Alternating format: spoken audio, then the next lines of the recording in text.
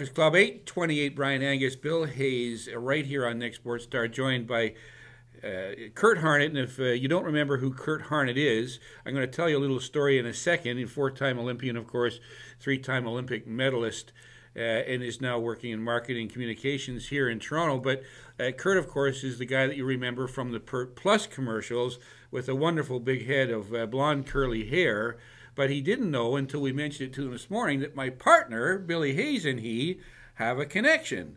And the connection is? I voiced the spot. I was the voice you heard that wasn't Kurt. Kurt, you spoke quite a bit on it, but I was the other guy on it. So we never met, but there you go. There's 6 degrees of separation between everybody. I didn't know you were doing voice work when you were like 14 years old. Well, I've been doing it forever. I can be bought. I am basically a vocal whore. Kurt, obviously one of the lead stories this morning is the fact that, as we mentioned when we were talking last night, that Lance Armstrong has done this commercial with Oprah Winfrey. It's going to air on Thursday.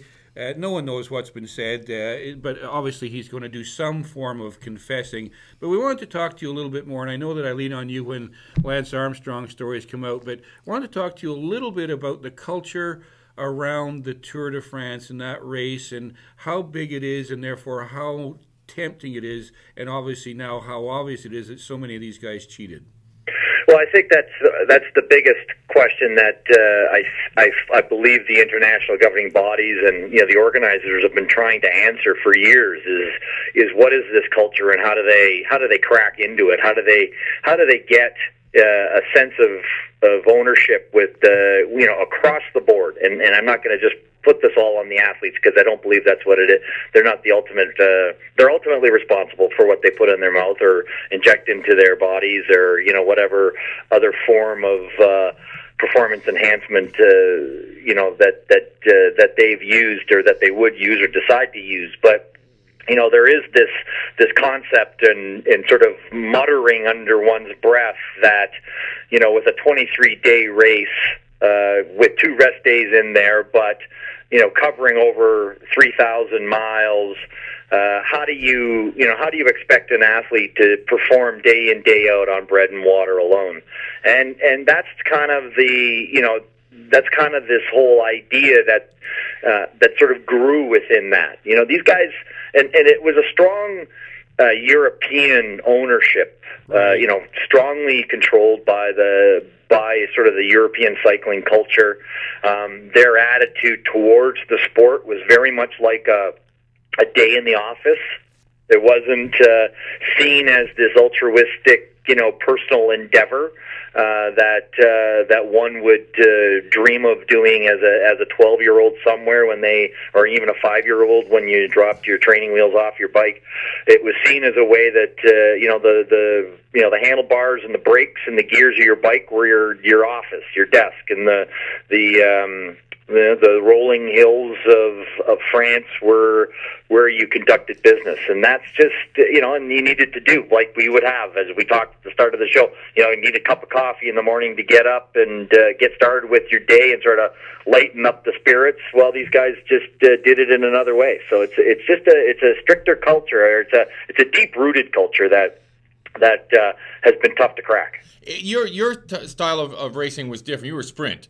And so it's not the same. You're not necessarily painted with the same brush. Although I would think most people would ask you, maybe in a roundabout way, how that impacted on your game. Was there a lot of steroid use in your particular type of cycling?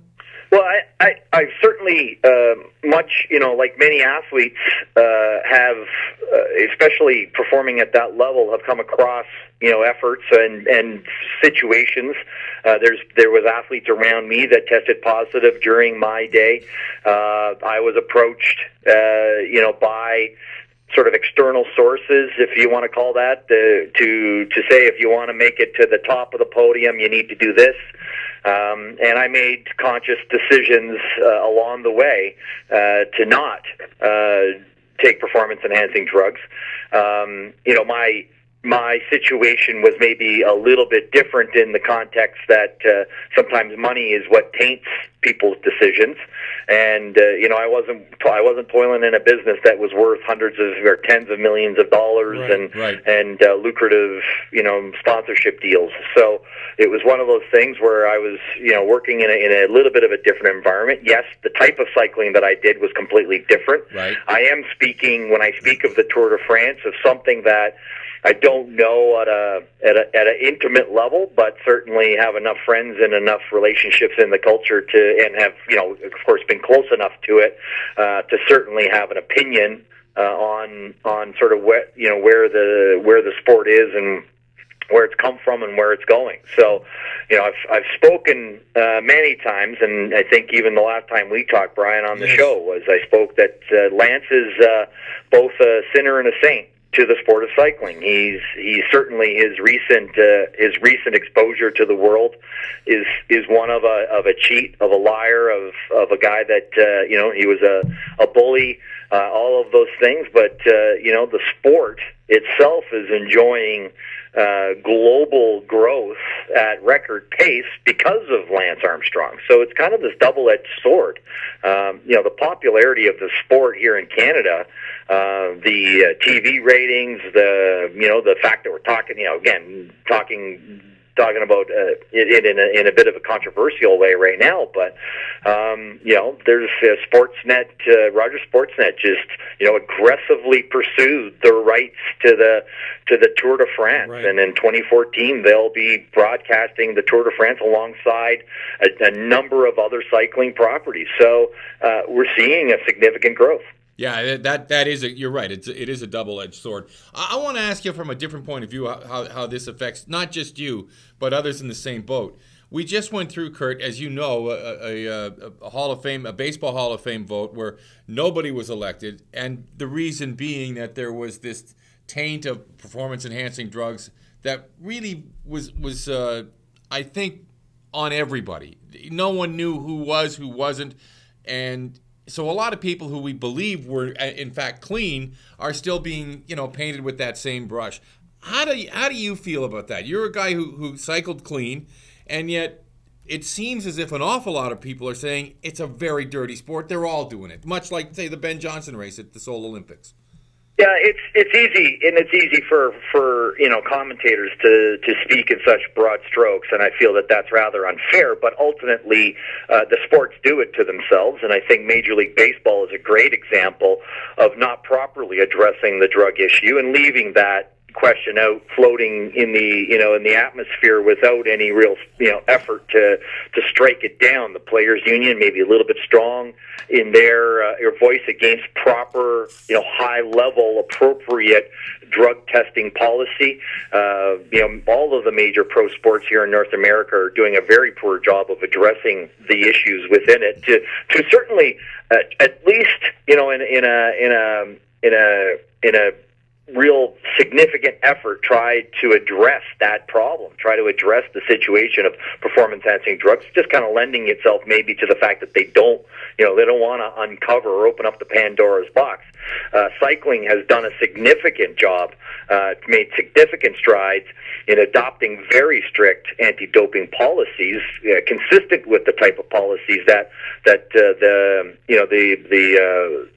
you would see at the Olympic Games, within WADA, within even regional, district countries, so sort of those style of policies. So it's really one of those things that it's an issue that needs to be addressed in a very direct and certainly significant manner. They need to be stronger policies to help all of us just understand a little bit better what this all means. And that's not, and by no means is it going to clean up the sport in any sport. Absolutely, because you are only able to find what you're looking for, right? Again, the drug companies are starting to cooperate more directly with the World Anti-Doping Agency.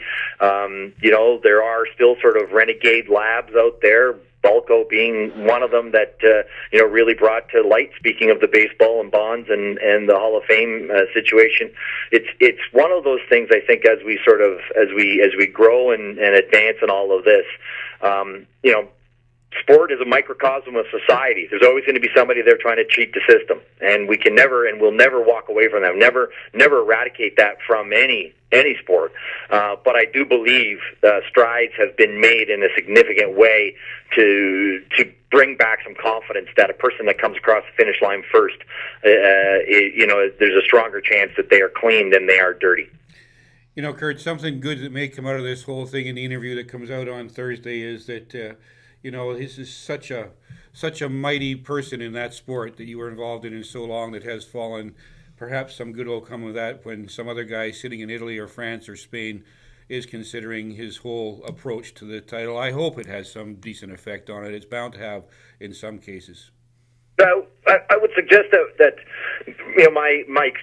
my real take on the Lance Armstrong situation and the Oprah Winfrey show and all that is just a little bit, I think it's kind of too little too late. Lance let it hang out there for too long, and it's obvious that he's been positioning himself. He's working on many levels trying to ensure that his exposure when he comes out is as limited as possible. I'm sure it's been a lot of behind-the-scenes dealing with people that he took to court, to get to that owed him money because they questioned his cleanliness in the sport, his ethical behavior, right. And he went to court and won those cases to the tune of tens of millions of dollars. There is the current story kind of going out that exists between him and Floyd Landis. Floyd coming in with a breach of trust case against him that he's trying to get the federal government. Sounds like the federal government in the United States is going to jump on that lawsuit because they feel that he exploited during this time with the U.S. Postal Service taxpayer dollars. Huge. He's probably. Rumor has it. Sources are saying that he's been in negotiations with the federal government to try to, sort of limit his exposure to that. So there's many things out there, and of course, what better court of law than to come clean than the coach than Oprah Winfrey's coach, and that just kind of has I think is indicative of the type of person that Lance is. That's a very, very, very salient point, and don't be surprised if you see the tears streaming down his face, touching a few million hearts across the United States who people have suffered and benefited from him in his career. It's a very, very good point you made there. Well, people will forgive, I think. They may not forget, but they'll forgive. Some will, and again, I think that the most significant is the general public that really cares about this has made their decision already. Yeah. You either believe them or you don't. And as I say, the day that sort of the other shoe fell and the USADA released the information that they did as to the evidence that they had against Lance, that day a lot of people felt betrayed. And they cut off the yellow band and never looked back, and they just kind of went on with daily life. This has sort of brought a situation to the forefront. His decision to come clean, so to speak, on Oprah is just a bit of a it just is to me as a statement as to just really the type of person this is. Absolutely, some sort of sympathy will be in place. He'll say something along the lines that everybody was doing it. I wasn't the only guy. 20 out of the 21 guys that made the podium during those 7 Tour de France victories either tested positive themselves or implicated in another, some other operation or some other legal battle going on, somewhere else in the world. I was just, the cycling was all that I had, and it was the only way to bring myself out of the funk of being on my deathbed. I mean, I think I could write it for him.